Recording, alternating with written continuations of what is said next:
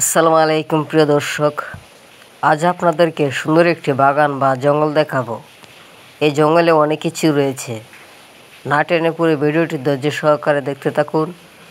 আর এখনও যদি আমার চ্যানেলটি সাবস্ক্রাইব না করে থাকেন তাহলে এখনই সাবস্ক্রাইব করুন সবার আগে নতুন ভিডিও পেতে। আজ আমি হাঁটছি একটা শান্ত বাগানের রাস্তা ধরে। চারপাশটা নিস্তব্ধ, মাঝে মাঝে শুধু পাখির ডাক আর হালকা বাতাসের শব্দ। শহরের কোলাহল থেকে অনেক দূরে এই বাগান যেন প্রকৃতির এক নিঃশব্দ কবিতা। এখানে মানুষের চেঁচামেচি নেই, শুধু প্রকৃতির শব্দ পাচ্ছি। এই বাগানে যা যা আছে তা দেখাতে চেষ্টা করব ইনশাআল্লাহ। দর্শক, এই কাঠবাগানে একসময় ধান, শসা, ক্ষীরা আরও অনেক কিছু চাষ হতো।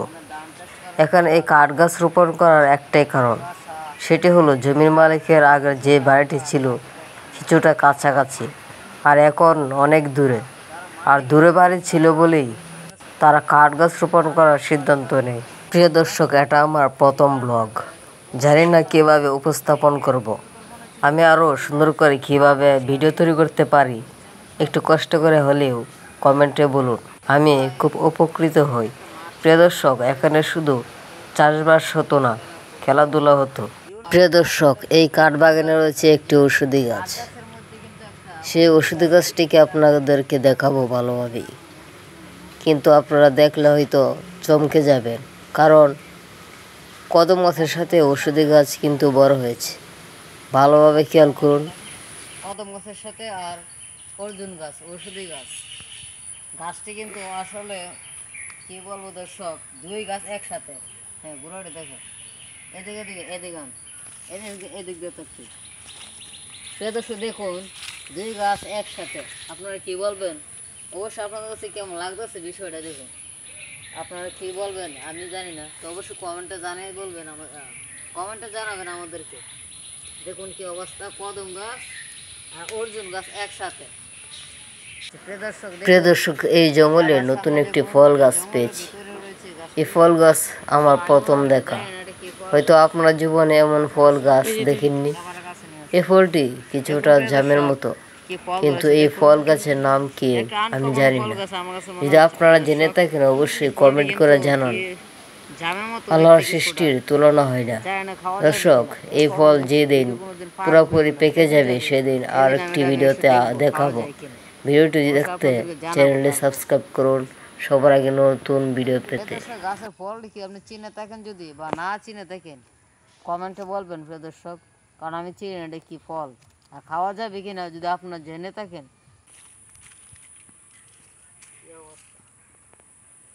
দর্শক, এ বাগানে খুঁজে আর একটি ফুল গাছ পেয়েছি বা ফল গাছ। এখন দেখে দিচ্ছি দর্শক, দেখুন এদিকে। দর্শক, কি সুন্দর ফুল দেখুন না, ফলই বলবো কিছু বুঝতে পারছি না।